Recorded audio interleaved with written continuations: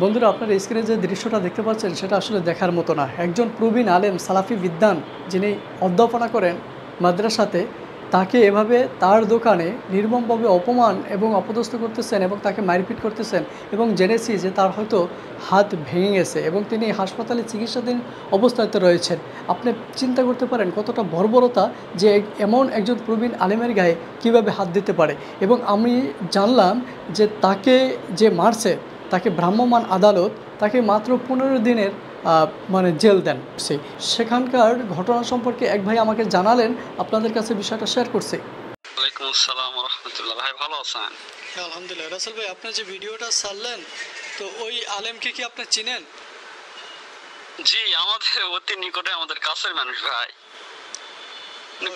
খুবই ভদ্র একজন মানুষ। আচ্ছা, উনি কোথায় ঘটনাটা ঘটছে? এটা আমাদের বগুড়ার পাশে জয়পুরহাট জেলার কালাই থানা। আচ্ছা, কেন তাকে এইভাবে মারলেন কেন? ঘটনা কি ছিল? তিনি, হ্যাঁ আমি বলি যেটুকু আমি জানলাম ভাই, বুঝছেন, তিনি ছিলেন আমাদের এই কালাইয়ের পাশে হাতিয়ারে একটা মাদ্রাসা আছে, আলিয়া মাদ্রাসা। সেই মাদ্রাসার উনি শিক্ষক। ওই যে হুজুরটা আমাদের ছিল, ওই হুজুরটা ওখানকার শিক্ষক। জি।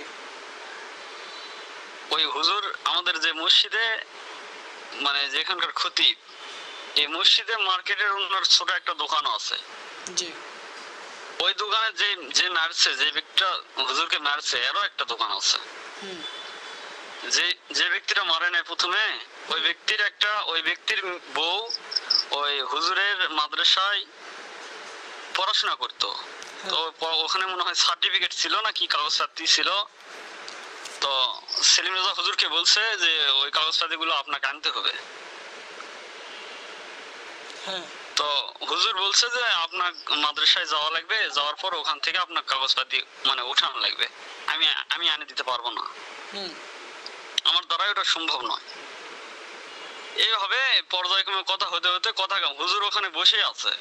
হুজুর তো ওই ধরনের মানুষ নয়, খুবই নরম একজন মানুষ। আর ওই লোকটা হলো খুব উগ্র, ওনার আশপাশের লোকজন কেউ দেখতে পারে না, গ্রামের বলেন ওই মার্কেটের বলেন।